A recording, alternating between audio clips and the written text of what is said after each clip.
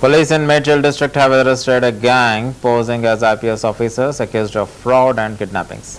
In a joint operation by Kukatpalli CCS and Jagadgiri Gutta police, the prime accused Nagaraju allegedly kidnapped a case suspect Purnachandar Rao by impersonating an IPS officer.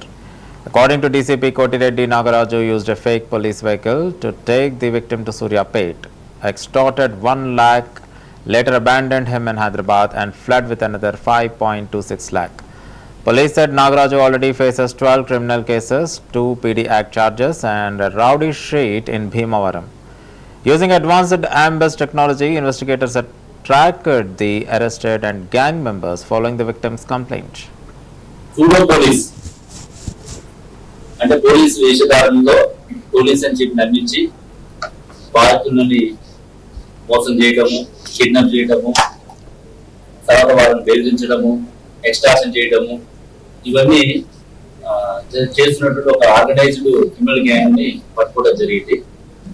ఇందులో మనం వివరాలు చూస్తే మే నెల 18వ తారీఖున పూర్ణచంద్రరావు అని చెప్పేసి ఒక వ్యక్తి, ఇతను కారులో మిగతా వాళ్ళని ఎక్కించుకొని మొత్తం టీము 6 ఇందులో 4 మనకి అర్థంలో ఉన్నారు, 2 అప్స్టాండింగ్ ఉన్నారు.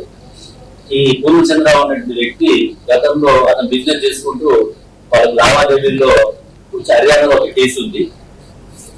మేము పోలీసులము నీకు హర్యానాలో కేసు ఉందని చెప్పేసి ఆ రోజు 18వ తారీఖు నైట్ ఈ శుభోదయ కాలనీ జయదుర్గుట్ట లిమిట్స్ లో అడ్డగించి అతన్ని కిడ్నాప్ చేసుకొని సూర్యాపేట రోడ్ లో తీసుకెళ్లి అతని దగ్గర ఉన్నటువంటి ఏటీఎం వాడి 1 లక్ష రూపాయలు అక్కడ డ్రా చేయడం జరుగుతుంది.